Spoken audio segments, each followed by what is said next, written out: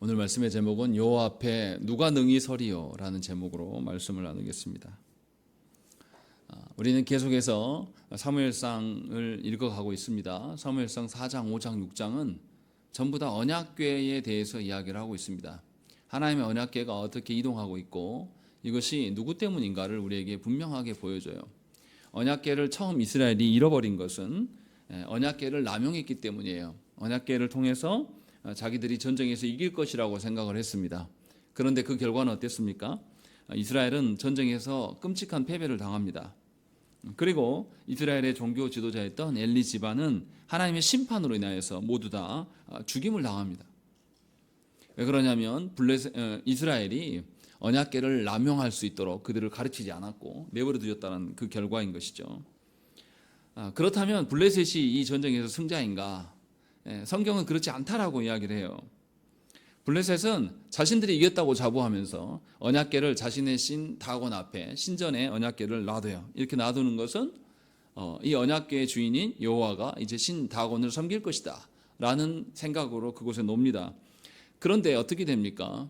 언약궤 앞에 이 다곤 신이 머리가 잘리고 두 손이 잘리는, 그리고 그 엎드려져 있는 상태로 언약궤를 경배하는 형태로 되는 것을 우리가 보았습니다. 그리고 그것만이 아니죠. 블레셋의 세 도시에 하나님의 그 벌이, 심판이 반복적으로 임하는 것을 우리는 볼 수 있습니다. 그렇게 해서 하나님께서 그곳에서 심판하시는 것을 우리는 5장에서 보았습니다. 그리고 오늘 이제 6장에서는 언약궤가 돌아오는 과정을 설명하고 있어요. 과연 하나님께서 무엇 때문에 언약궤를 중심으로 계속 말하고 있는가라는 것을 우리는 보아야 됩니다. 그리고 하나님께서 언약궤를 왜 이렇게 움직이시는가라는 그 의도를 우리가 살펴야 된다는 것입니다. 하나님께서 언약궤를 다시 이스라엘로 돌아오게 하셨으니까 하나님은 이스라엘 편인가? 정말 이스라엘이 생각한 대로 언약궤가 오기만 하면, 가까이 두기만 하면 정말로 자신들이 안전한 것인가? 과연 그것을 말하려고 하는 것인가를 우리는 본문에서 찾을 수가 있는 것입니다. 그래서 오늘 설교에서는 두 가지로 볼 거예요. 첫 번째로는 사람들의 반응이고, 두 번째들은 하나님께서 어떻게 하시는가. 그리고 사람들의 반응 중에서 사람들의 반응이 과연 이것이 합당한 것인가, 이것이 정말 하나님과 관계된 일인가 라는 것을 점검하려고 합니다. 1절에 보시면 여호와의 궤가 블레셋 사람들의 지방에 7달이나 있었다라고 기록하고 있습니다. 블레셋 사람들은 처음에 언약궤가 자신들의 승리의 상징으로 기념비적으로 남을 거라고 생각을 했습니다. 그런데 무려 7개월 동안이나 블레셋 땅에 재앙을 계속 주었습니다. 그래서 이제 이 블레셋 사람들이 이걸 어떻게 처리해야 할지 모르는 거예요. 그래서 2절에 블레셋 사람들 중에서 제사장들과 복술자들을 불러 모았다, 이들이 의논했다라고 이야기를 합니다. 그리고 언약궤를 돌려보내는 게 좋겠다라고 자기들끼리 결의를 해요. 그리고 나서 그냥 돌려보내면 안 된다라고 이야기해요. 2절에 보시면 우리가 여호와의 궤를 어떻게 할까? 그것을 어떻게 그 있던 곳으로 보낼 것인지 우리에게 가르치라라고 이야기하자, 이 제사장들과, 이 여기서 제사장은 블레셋의 제사장, 다곤의 제사장이겠죠. 이 다곤의 제사장과 복술자들이 이스라엘의 신의 궤를 보내드리거든 거저 보내지 말고 그에게 속건제를 드려야 할지니라 라는 것이죠. 놀랍지 않습니까? 이들이 속건제를 말한다는 거죠. 속건제는 누구의 제사입니까? 하나님께서 이스라엘에게 명하였던 레위기에 나오는 5가지 제사 중에 하나예요. 근데 놀랍게 이들이 속건제를 말하고 있다는 것이죠. 그러면 이들이 말하는 속건제가 하나님께서 명령한 속건제였을까라는 것을 우리가 생각을 해봐야 됩니다. 그럴 리가 없겠죠, 당연히. 먼저 생각해야 될 게, 속건제를 드리기 위해서 이들이 제물로 뭘 만듭니까? 4절에 무엇으로 그에게 드릴 속건제를 삼을까 이렇게 물어봐요. 제물을 뭘로 삼을 것인가 라는 것을 물어보고, 그때 뭐라고 합니까? 블레셋 사람의 방백의 수요대로 금 독종 5과 금쥐 5마리라 하리니 라고 되어 있습니다. 하나님께 속건제를 드리려고 한다고 하면서 그들이 말하는 건 독종과 쥐 형상을 닮은 금의 어떠함을 내놓는다는 것이죠. 이걸 왜 이렇게 합니까? 4절에서도 밝히고 있지만 블레셋 사람의 방백의 수요대로, 블레셋 사람의 우두머리의 수요대로 한 것이다. 블레셋의 5도시가 가장 큰 도시거든요. 그 도시의 수장들을 위하여서 이거를 하겠다라는 거죠. 그럼 이 속건제의 목적은 뭡니까? 이 블레셋 도시에 재앙이 왔는데 이 재앙을 해결하는 것이 그들의 목적이에요. 하나님께 죄 사함이 목적이 아니에요, 이 사람들은. 그래서 17절과 18절에도 뭐라고 되어 있습니까? 아주 명확히 나와 있어요. 17절에 블레셋 사람이 여호와께 속건제물로 드린 금독정은 이러하니 아수돗, 가사, 아스글론, 가드, 에그론을 위하여 하나씩 했다라고 이야기하는 것이죠.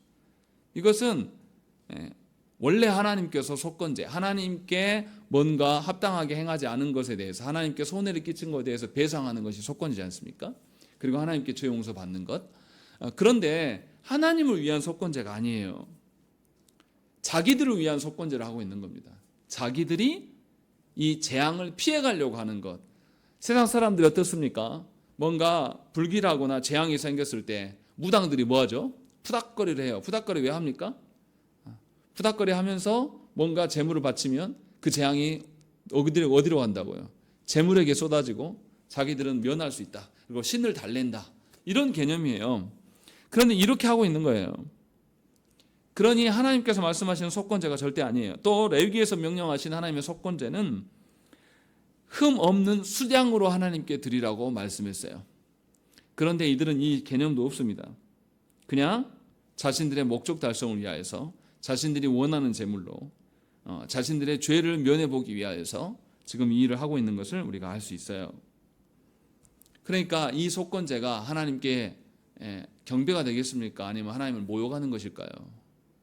하나님을 이방의 신들 중에 하나로 간주하는 겁니다. 세상 신들 중. 그렇게 해서 하나님을 업신여기는 겁니다. 원래는 속건제는 하나님께만 올려드려야 되고 하나님께서 명하신 방편대로만 드려야 될 제사예요. 그런데 이방인들이 어떻게 이것을 알았겠습니까? 블레셋 사람들이 속건제라는 말을 어디서 들었겠어요? 이스라엘을 보면서 알았겠을 거 아닙니까? 그러면 블레셋 사람들이 속건제를 이렇게 엉터리로 드리는 책임이 누구에게 있는 것이죠? 이스라엘에게 있는 겁니다. 이스라엘이 하나님께 제사할 때 하나님만을 위하여서 한 것이 아니고 하나님을 경배하기 위한 목적이 아니라 자신들의 목적 달성을 위해서 늘 했다라는 것이죠. 그리고 하나님께서 명하신 방법대로 하지 않고 자신들의 처지와 상황에 맞춰서 늘 했다라는 것이죠. 그것을 그대로 이방인들이 보고 나서 블레셋이 따라하고 있는 겁니다. 그러니까 사실은 이 책임은 이스라엘에게 있는 거예요. 이스라엘이 얼마나 엉터리로 하나님께 예배했는가, 하나님께 제사했는가를 분명하게 우리에게 보여주는 겁니다. 이것이 이스라엘의 하나님을 향한 태도예요. 블레셋 사람들은 우리도 앞에서 보았지 않습니까? 블레셋 사람들이 언약궤가 들어왔을 때 블레셋 사람들이 들어왔어요. 무서워했어요. 전쟁터에 언약궤가 들어오니까 이스라엘의 사기가 충천했을 때 블레셋이 왜 두려워했습니까? 과거에 하나님께서 애굽에서 행하신 일, 광야에서 행하신 일들을 블레셋이 압니까 모릅니까? 다 알고 있어요. 놀라울 정도로 자세히 알고 있단 말이에요. 그러니까 이들이 보았던 속건제도 사실은 이스라엘의 어떠함을 보고 흉내내는 것이에요. 그러니까 이스라엘이 엉터리로 예배했다는 거죠. 사실 이러한 책임은 이스라엘에게 있는 겁니다. 그런데 거기에서 멈추지 않아요. 더 심각한 문제는 5절에 있습니다. 5절 말씀 읽겠습니다. 시작.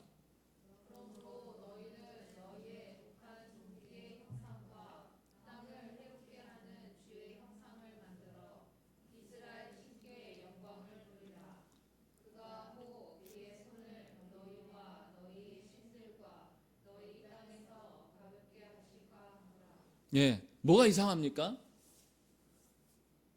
뭐가 이상해요? 읽으셨잖아요.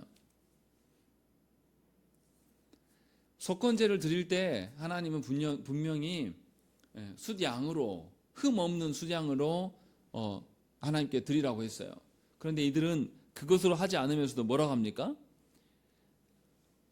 독한 종기의 형상과 쥐의 형상을 만들어서 이것이 이스라엘의 신께 뭐가 된다? 영광이 돌려질 것이다 라고 말하고 있는 겁니다. 이게 가당키는 하냐 이 말이에요. 누가 이렇게 했다라는 겁니까? 이스라엘이 이렇게 한 거예요. 이스라엘이 자기들이 제사만 드리면 됐다고 생각한 겁니다. 하나님께서 받으실 만하는지 기뻐 받으실 만한 제사인지, 그리고 하나님께서 정말로 흠 없이 받을 만한 제사이고 그 제사 드릴 때 목적이 정말로 하나님을 높여드리기 위한 제사였는지를 보인 적이 없다라는 거예요. 그래서 블레셋이 따라하고 있는 거예요. 거짓된 방식으로. 그래서 하나님 영광을 운운하고 있어요. 근데 이게 말이 됩니까? 이 앞전에까지 4장에서 이 블레셋 사람들은 언약궤를 어떻게 사용했습니까? 자신들의 승리의 상징으로 사용했어요. 그래서 하나님을 우습게 여기고 몇 개월 전까지만 해도 다곤 신전에다가 여호와의 언약궤를 갖다 놨단 말이에요. 이렇게 했던 사람들이 갑자기 돌변해서 하나님의 영광을 말한다고요? 그게 영광이 됩니까? 바로 앞전까지만 해도 몇 개월 전까지만 해도 이스라엘 신은 우리가 이겼다. 이제 다곤 신에게 여호와의 그 능력이 또 추가돼서 우리가 더 강성해질 것이다. 이것을 기대함으로 하나님 언약궤를 가지고 농락했던 사람들이에요. 근데 이 사람들이 놀랍게 속건제를 말하고 있고 영광을 말하고 있는 겁니다. 이 말도 안 되는 일들을 하고 있는 거예요. 그리고 5절에서 밝히고 있어요. 영광을 돌리면 그가 혹 그의 손을 너희와 너희의 신들과 너희의 땅에서 가볍게 하실까 하노라 하는 거죠. 이들의 목적은 하나님께 영광 돌림이 있지 않아요.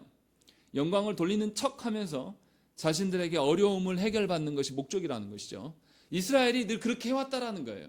이스라엘이 그렇게 해온 것을 그대로 보면서 따라가고 있는 겁니다. 그러니까 이들이 지금 제사하는 것은 뭡니까? 하나님의 영광을 말하는 것은 그냥 자신들의 민족적인 위기를 헤쳐나가려고 그냥 하는 종교의식일 뿐이지 결코 하나님께 돌려질 만한 예배가 아니에요. 하나님의 영광과 아무런 상관도 없는 겁니다. 오히려 하나님께 드리는 예배를 우습게 보는 거예요. 아무나 예배할 수 있다.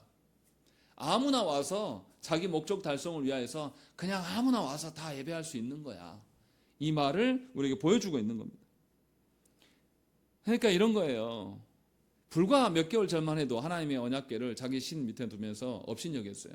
근데 자기들이 불리해지니까 다시금 여호와께 속건제를 드려서 영광을 돌리기 위해서 우리의 문제 해결을 받자. 그러니까 자신의 처지에 따라서 어떻습니까? 이럴 수도 있고 저럴 수도 있는 거예요. 죽은 신에게는 그게 가능해요.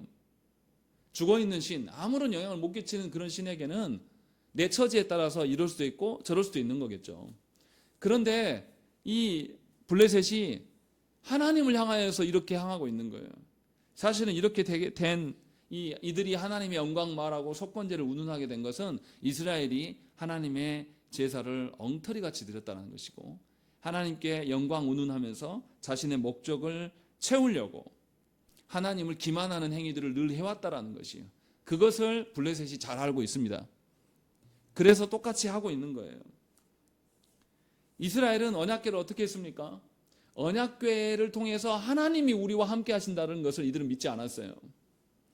언약궤를 통해서 하나님만이 우리의 주권자이시고 하나님이 우리를 구속의 역사로 이끌어 가셔서 하나님 나라를 세우려고 하신다라는 것을 발견하려고 하지 않았어요. 이스라엘은. 사무엘서를 시작할 때부터 이들은 언약궤를 통하여서 뭐 하려고 한 것이죠? 전쟁을 이기려고 했어요. 또 이스라엘의 제사장 레위의 두 아들은 어떻게 했습니까? 자신들이 사무엘로부터 하나님의 심판이 임할 것이다. 우리 집안이 멸족당할 것이다 라는 이야기를 들었을 때에 자기들이 언약궤 앞에 나가서 서 있었어요. 전쟁에. 왜요? 자신의 죄를 이 전쟁을 언약궤 끌고 나가서 승리해서 자기의 죄를 덮을 수 있을 것이라고 믿었다는 것이죠. 이렇게 언약궤를 남용했어요. 자신의 처한 현실에 따라서 상황에 따라서 하나님 향한 태도를 이랬다가 저랬다가 하는 모습이 사실은 이스라엘의 모습입니다. 그래서 이스라엘의 목적은 언약궤를 가까이 두면 자기들의 목적을 달성할 수 있다.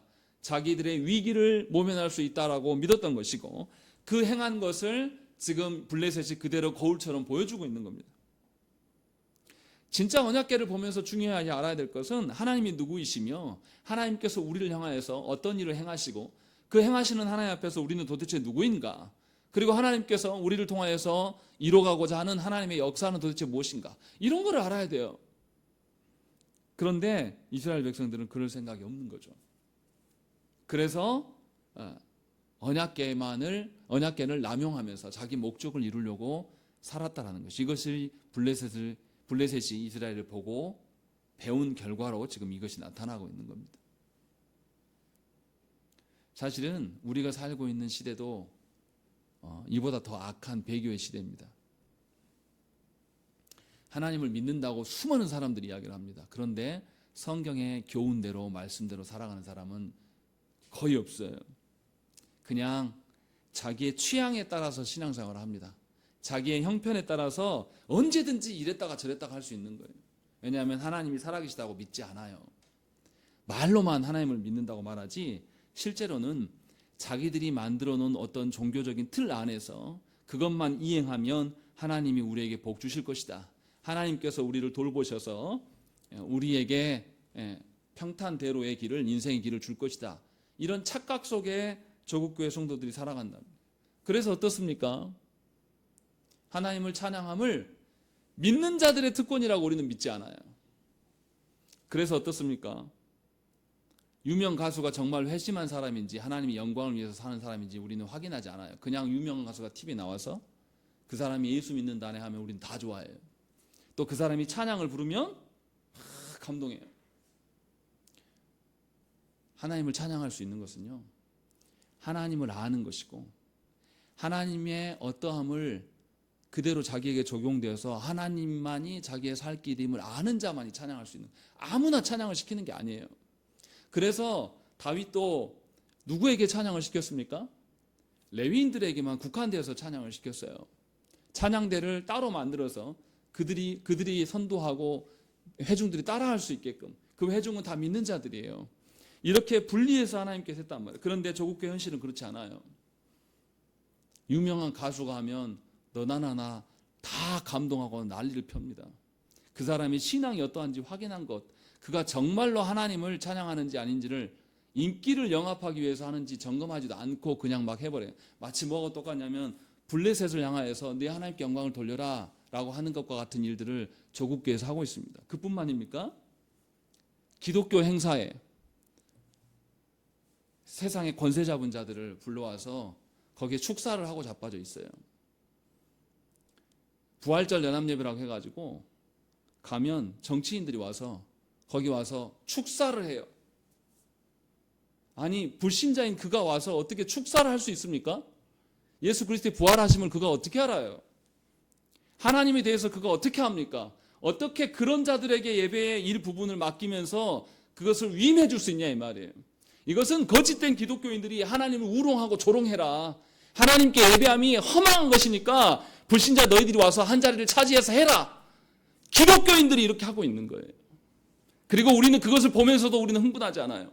그냥 우리는 그거 보면서 유명한 사람 만나 보다 아무 생각이 없어요. 왜냐하면 우리도 하나님께 예배드리고 영광 돌리는 것에 대해서 그렇게 귀하게 여기지 않거든요.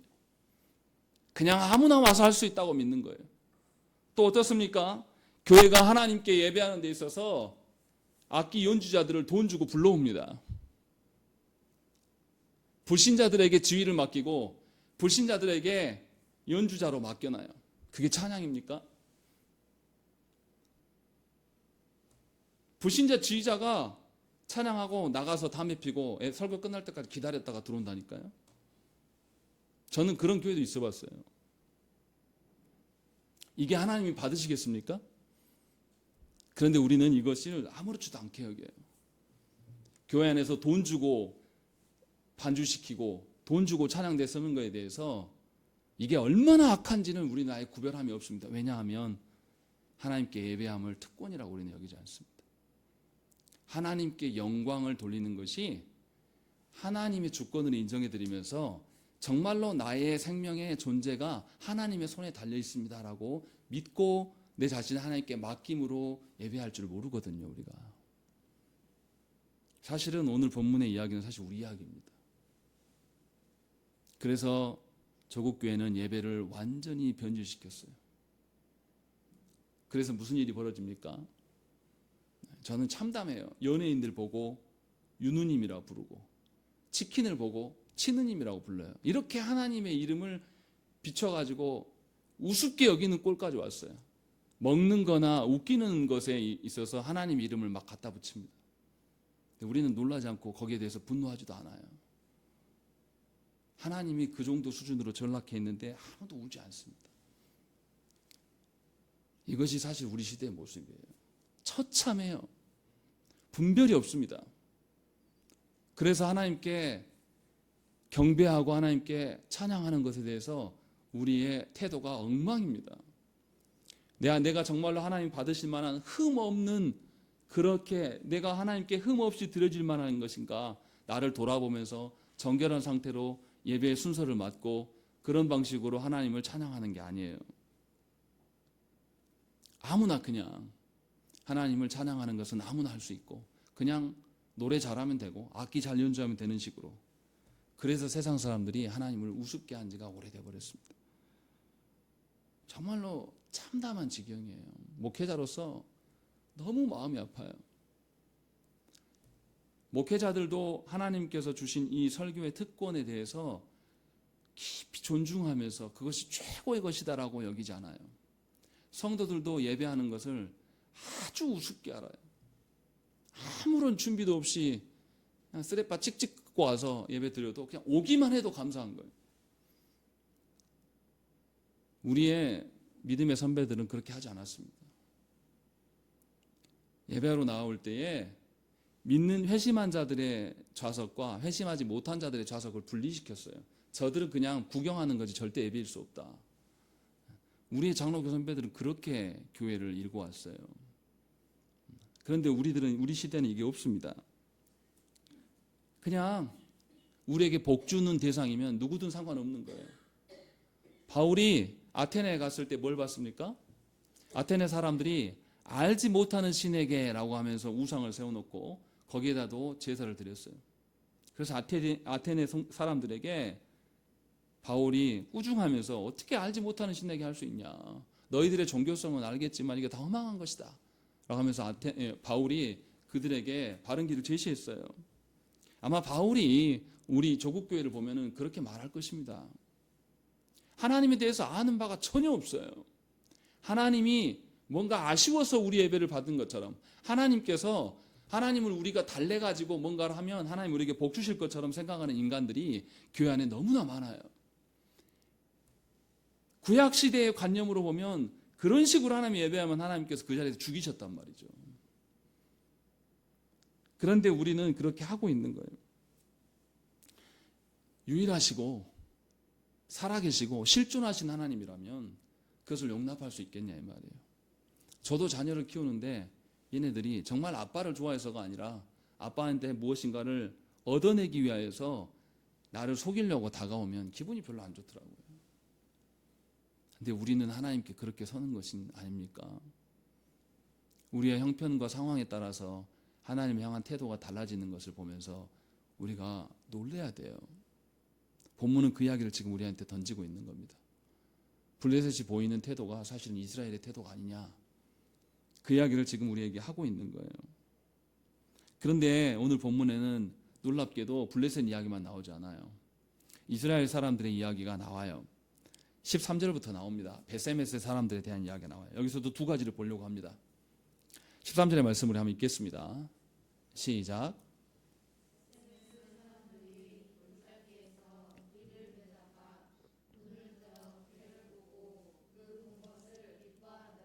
예, 베세메스 사람들이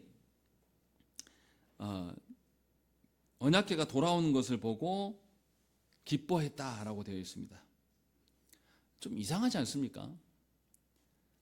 언약궤를 남용해서 언약궤를 빼앗겼어요. 그리고 언약궤가 빼앗긴 지 7개월이 지났습니다. 그러면 성경에 뭐가 있어야 되지 않겠습니까?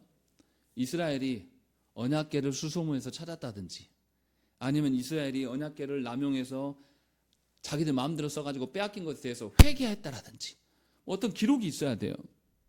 그런데 빼앗긴 이후로 그런 기록이 하나도 없습니다. 근데 이들이 이상하게 그런 기록이 없는데 언약궤가 돌아오니까 기뻐했다라고 되어 있어요. 이들이 무엇 때문에 기뻐했을까요? 이들이 기뻐하는 것을 하나님께서 정말 기뻐했을까요? 이들이 기뻐하였던 것을 하나님께서 어여쁘게 여기시면서 너희들 정말로 그렇게 갸륵하구나, 정말 그러셨을까요? 그랬다라면 왜 뒤에 19절에 보면 이 언약궤를 들여다보다가 베세메스 사람들이 70명이 죽겠습니까? 어떤 성경에는 5만 70명이라고 적어져 있는데 우리는 70명으로만 생각해도 왜 하나님이 이들을 즉시 죽일까요? 어여빼 여기셨다면. 상황적으로 그냥 대충 봐도 이들이 하나님께 언약궤가 돌아온 것을 기뻐하는 것은 목적이 약간 어긋나 있음을 알 수 있어요. 금방 알 수 있습니다. 14절 말씀 보세요. 14절 말씀 읽겠습니다. 시작.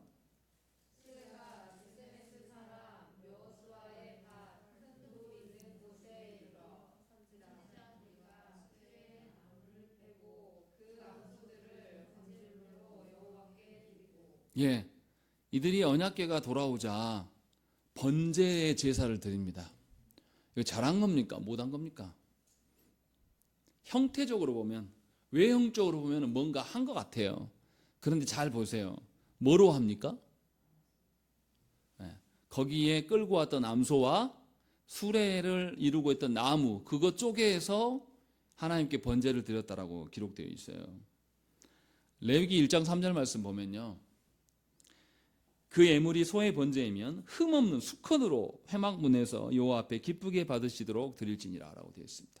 하나님께 번제를 드릴 때 꼭 소만 아니라 양도 드릴 수 있지만 흠없는 수컷으로 하나님께 사라고 분명히 말씀드렸어요. 그런데 이들은 그런 관념이 없어요. 그리고 자기들 중에서, 자기들이 키우던 것 중에서 흠없는 것이 아니에요. 그냥 보이니까 상황에서 얘 있네? 그래서 암컷으로 그냥 드리는 거예요. 어떻게 드리는 겁니까? 자기 형편대로, 자기 하고 싶은 대로 그냥 드리는 거예요. 전혀 준비함이나 정말 감사함이 아니에요. 그냥 자기 형편대로 하고 있는 겁니다. 이들이 지금 뭐 하는 겁니까? 왜 기뻐했습니까? 정말로 그 크고 높으신 하나님이 우리에게 오신다, 그것 때문에 기뻐했다라면 하나님이 우리가에 오신 것에 대해서 조심했을 거예요. 이들은 하나님이 오셨기 때문에 하나님이 오심 앞에서 우리가 어떻게 하든지 살피면서 했을 겁니다. 그런데 이들 그런 생각이 없어요. 이들은 언약궤를 빼앗겨서 불안한 거거든요. 언약궤를 빼앗겨서 이제 우리가 어떻게 사냐, 이 불안함이 해소됐기 때문에 기뻐한 것뿐이에요. 하나님과 아무런 상관이 없어요. 언약궤를 여전히 부족처럼 여기기 때문에 하나님께 예배하는 것도 자기가 원하는 방식대로 그냥 막 해 제끼는 거예요. 하나님을 인격적인 하나님으로, 하나님을 살아계신 하나님으로 보는 것이 아니라 그냥 하나님을 속일 수 있다라고 믿는 거죠. 아직도. 그래서 종교 행위는 열심히 합니다. 그래서 사무엘서 저자는 뭐라고 이야기합니까? 이들이 이렇게 번제를 드렸다라고 돼 있는데 16절부터 18절 말씀에 다시 블레셋 사람들이 속건제로 이 금 형상을 만든 이유를 써놨어요. 이어서 써놨단 말이에요. 왜 이렇게 써놨겠습니까?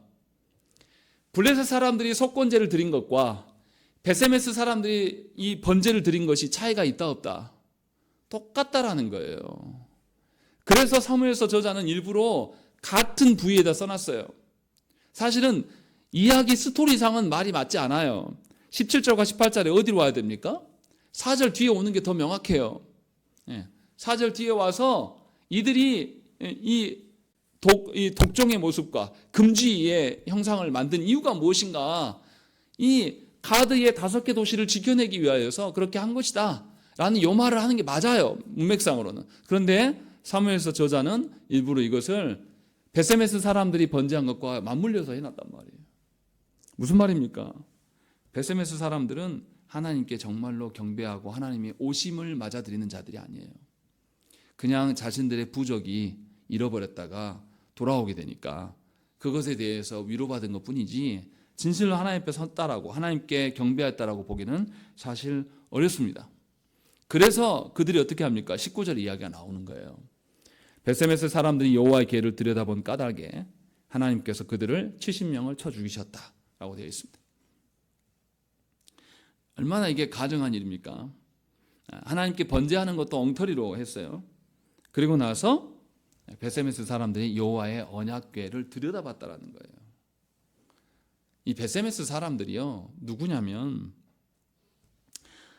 여호수아서에 보면 하나님께서 레위 지파들에게 이 이스라엘 가나안 전역에 흩어져 살라고 이야기를 합니다.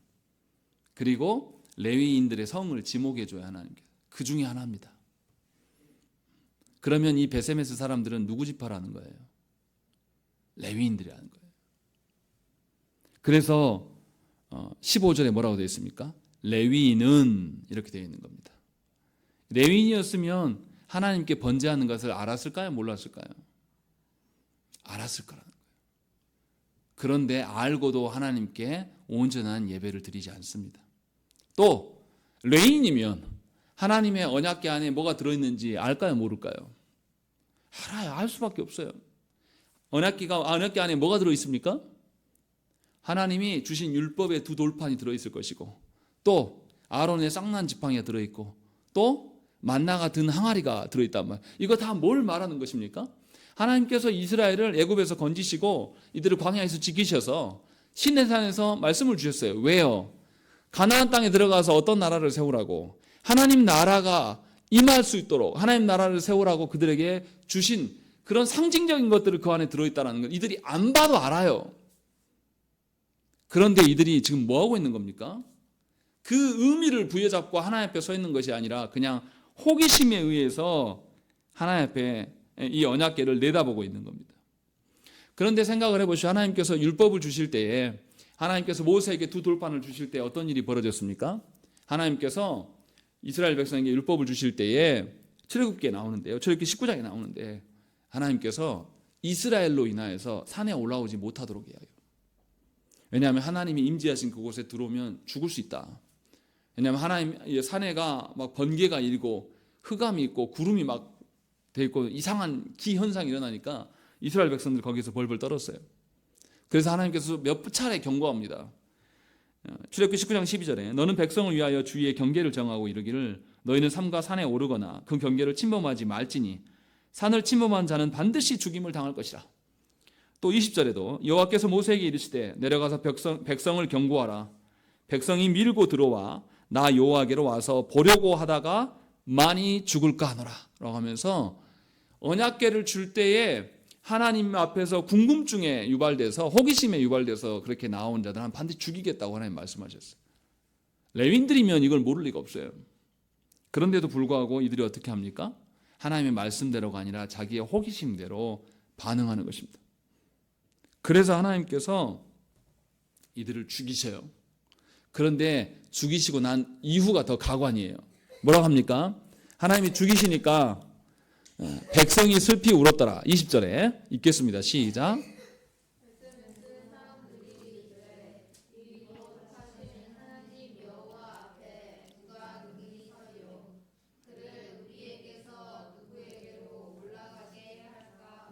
예, 이들이 거룩하신 하나님 여호와 앞에 누가 능히 서리요 이렇게 말한 것이 하나님을 크고 높으신 하나님으로 경배하기 위해서 말한 겁니까? 아니면 하나님이 치시니까 서운해서 말한 겁니까? 후자예요, 후자. 하나님 이렇게 치면 누가 하나님 앞에 서겠어? 아무도 못 서 저거. 하나님 언약궤 앞에 어떻게 우리가 예배드리냐 이렇게 죽이는데 원망하는 겁니다. 그러니까 레위인들이 엉터리 같은 거예요.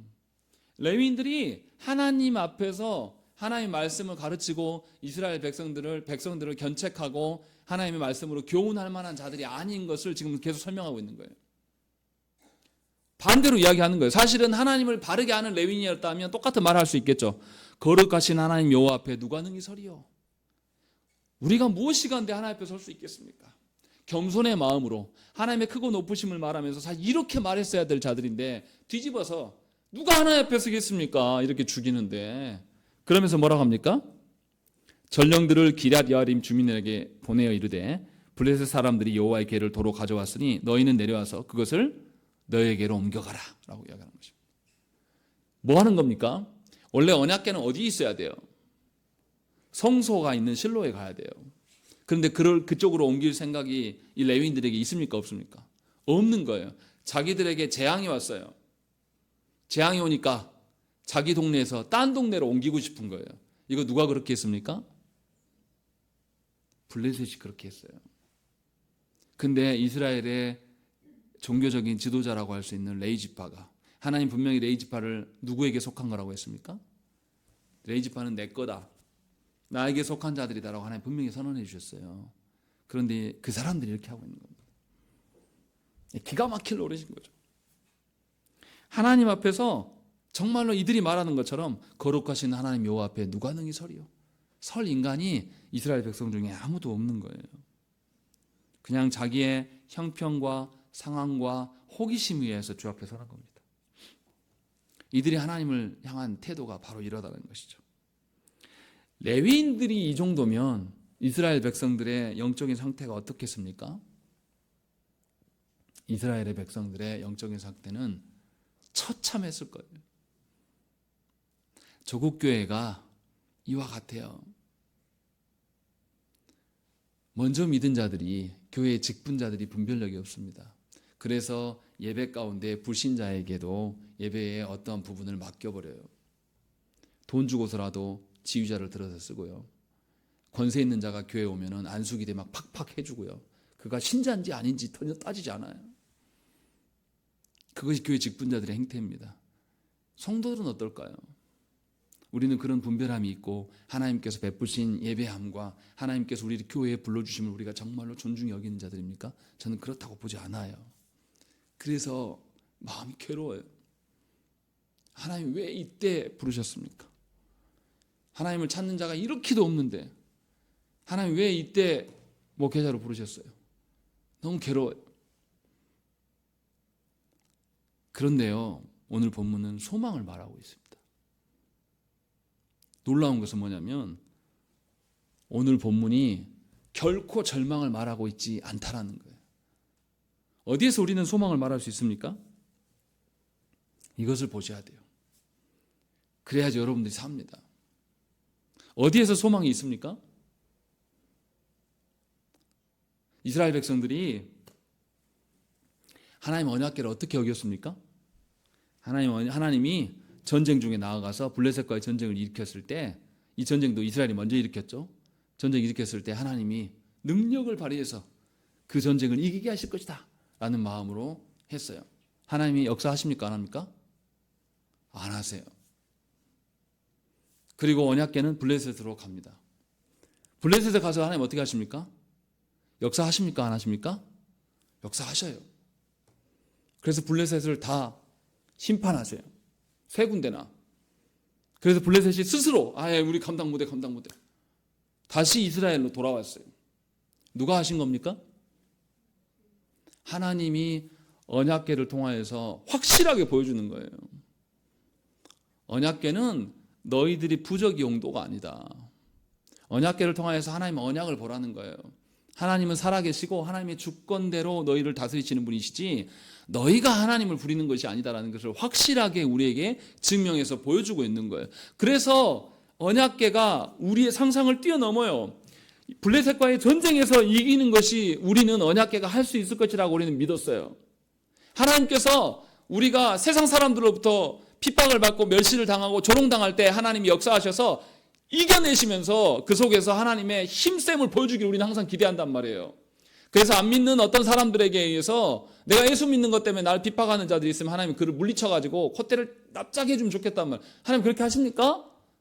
안 하셔요. 왜요?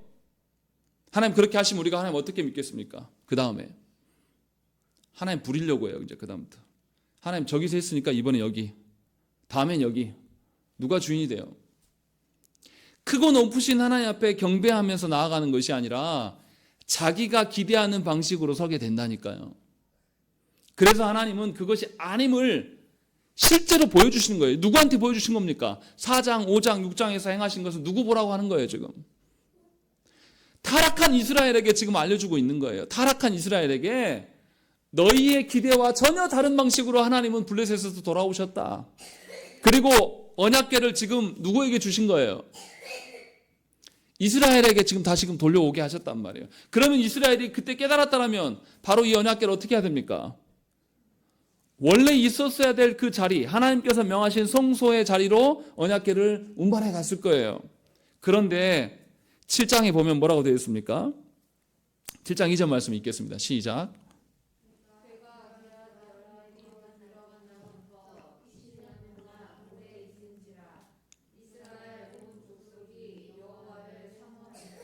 이상하지 않습니까? 기럇 여아림에서 20년이나 있었어요. 왜 거기 있었냐면 이 베세메스 레위인들이 이 하나님의 이 재앙이 오는 것에 대해서 두려워서 거기로 그냥 모른 척 해버린 거죠. 그런데 사무엘서 기자는 뭐라고 하냐면 완전 긍정으로 설명해요. 이스라엘 온 족속이 여호와를 사모한다라는 것이죠. 너무 이상하지 않습니까? 언약궤는 이스라엘 곳에 있지 않고 있는데 이스라엘이 그때부터 하나님을 사모했대요. 지금 뭔 말 하려고 하는 겁니까? 언약궤가 어디 있는가가 중요한 것입니까? 아니면 하나님이 함께 하심이 중요한 것입니까? 하나님이 그들과 함께 하시고 있다는 것을 확증해 주시기 위해서 언약궤를 돌아오게 하셨다라는 것이에요. 이것을 하나님께서 친히 행하셨다라는 거죠. 마치 이스라엘 백성들이 보세요. 6절 말씀에 우리에게 힌트를 주고 있어요. 애굽인과 바로가 그들의 마음을 완악하게 한 것 같이 어찌하여 너희가 너희의 마음을 완악하게 하겠느냐? 그가 그들 중에서 재앙을 내린 후에 그들의 백성을 가게 함으로 백성이 떠나지 아니하였느냐? 블레셋 사람들이 놀랍게 이야기를 해요. 이스라엘 백성들이 출애굽할 때 이스라엘의 어떠함으로 출애굽했더냐? 순전히 누가 하신 것이다? 하나님이 하신 거 아니더냐? 지금 언약궤가 블레셋에 갔다가 다시 돌아오고 있어요. 이건 지금 뭐하고 같습니까? 제2의 출애굽과 같은 사건이에요. 이스라엘이 어떻게 해서 하나님께서 그들을 구원하시고 그들을 깨어나게 하시는 것이 아니라 순전히 하나님께서 이스라엘과 언약하신 것에 스스로 홀로 지키시는 하나님이에요. 이스라엘 중에 이걸 알아먹는 인간이 하나도 없어요. 심지어 레위인들까지도 어떻습니까? 언약궤가 있어야 될 곳들, 언약궤 앞에서 하나님께 제사하는 것이 온당하게 제사하는 것을 다 부인하고 자기들 원하는 대로 난리 법석을 떨고 있는 거예요. 그런데도 하나님은 어떻게 했습니까? 제2의 출애굽과 같이 언약궤를 다시 돌아오게 하시고 이들을 보여주고 있는 거예요. 그래서 이스라엘 백성들이 드디어 하나님을 사모하기 시작했다라고 성경은 기록하고 있는 거예요. 얼마나 이것이 은혜입니까? 얼마나 이게 하나님의 역사하심이에요. 우리 현실을 돌아보세요. 제가 아까 설교 중에 말씀드렸지만 하나님 왜 이 시대에 부르셨습니까? 목회자들까지 장로들까지 전부 타락한 이 시대 가운데 도대체 하나님을 귀하게 여기고 하나님 앞에 엎드리는 사람을 찾아보기 힘든 이 시대에 왜 말씀의 사역자로 부르셔서 이렇게 힘들게 하십니까? 하나님 이렇게 생각했는데 그렇지 않다라는 거죠. 하나님의 말씀이 아주 하찮은 이 시대의 교회에 아무것도 영향을 줄 수 없는 우리 교회에 임하고 있다는 거예요. 우리는 그것을 귀중하게 여기지 않습니다. 말씀이 있다는 것이 얼마나 찬란한 것이고 복된 일인가 우리는 잘 몰라요. 그런데도 하나님은 말씀을 주심으로 우리로 하여금 하나님을 사모하게 하실 거예요. 그래서 전에 우리가 하나님 앞에 누가 서겠습니까? 이렇게 힘든데 우리가 이렇게 푸념하면서 내 삶을 돌아봐 주시지 않는데 하나님이 살아계시다면 우리 교회가 왜 이렇게 초라합니까? 이렇게 우리가 푸념할 수 있었던 우리 입술들을 하나님께서 이제 바꾸실 겁니다. 그래서 진정 우리 입에서 거룩하신 하나님 앞에서 감히 누가 서겠습니까? 하나님 우리 같은 것들이 어떻게 섭니까? 하나님의 은혜 없이는 불가능합니다. 이런 고백을 하나님께서 우리를 바꾸실 것이라는 거죠. 그것을 보여주는 것이 지금 언약궤의 이동 경로예요. 하나님께서 친히 이것을 보여주시는 거예요. 진정 바라기는 여러분들이 하나님의 역사하심 속에서 소망을 바라기를 원해요. 저는 사람들에서 소망을 찾으면 정말 황망한 겁니다. 사람들은요 언제나 자기 입장이 있고 자기 처지가 있어요. 사람들이요 영원하게 내 편이 서서 하는 사람은 아무도 없더라고요. 결코 그렇지 않습니다. 오히려 내가 더 사랑했던 사람, 내가 더 기대했던 사람이 오히려 저에게 훨씬 더 마음을 후회하고 괴롭게 만들어요. 그러나 하나님은 우리의 방식으로 행하지 않으실 분이시지 여전히 언약에 매이시고 그 언약의 말씀을 우리에게 주신다는 것이죠. 그러니 우리의 소망과 우리의 기대는 하나님께 있어야 되는 것이에요. 분명하게 사무엘서는 이것을 우리에게 보여주고 있습니다. 정말로 우리가 우리 자신을 돌아봐야 돼요. 정말로 하나님을 사랑함으로 하나님께 영광이 되기 위해서 우리가 예배에 나오는 것인가? 하나님의 말씀을 들은 바대로 우리가 하나도 틀리지 않고 그 말씀대로 살아보려고 우리가 처절하게 애쓰고 그렇게 살아가는 자들인가 돌아봐야 한다는 것이에요. 제가 좋아하는 유튜브 프로그램 중에 하나가 디스커버리에서 하는 거예요. 남자 여자가 알몸 상태로 그냥 완전 자연 상태에서 아무것도 먹을 것도 주지 않고 21일간 견디게 하는 프로그램입니다. 그 사람이 전에 어떻게 살았는지 별로 중요하지 않아요. 거기에 오면요 21일 동안 둘이 살아남아야 돼요. 거기서 싸우기도 하고요. 거기서 옛날 습관 못 버려가지고 서로 잘했네 하고 하는 사람은 못 견디더라고요. 근데 옛날 그거 다 잊고 지금 상황 속에서 서로 돌봐주고 자신들에게 주어지는 거 거기서 뭐냐면 벌레도 먹고요. 다 먹어요 사람이. 21일간 아무것도 먹을 게 없으니까. 그럼 개구리 한 마리 잡아가지고 둘이 나눠 먹어요. 귀하게 여길 줄 알더라고요. 지나가는 뱀 한 마리, 개구리 한 마리 그냥 간과하지 않습니다. 정말로 우리가 하나님을 사랑하고 하나님의 그 말씀으로 하나님께 소망이 있다는 걸 본다면 우리는 말씀을 간과할 수 없습니다. 말씀으로 소망이 돼요.